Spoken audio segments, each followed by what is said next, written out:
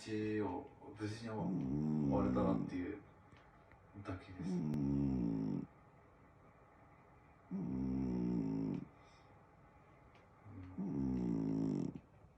こっち向いてください。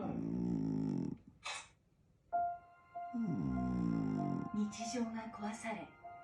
先が見通せなくなったという佐藤さん。裁判で戦うことを決めたのは15歳の時でした。2015年、悪質ないじめを受けたなどとして同級生8人とその保護者を、また学校が安全配慮義務を果たさなかったなどとして鳥栖市を訴えたのです。なんで僕が学校に行かなくて加害者は学校に行けるんだろうなっていうのもありましたし、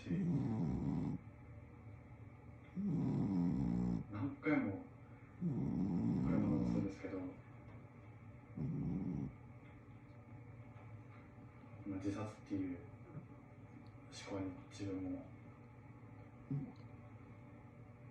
走ることも多々ありまして、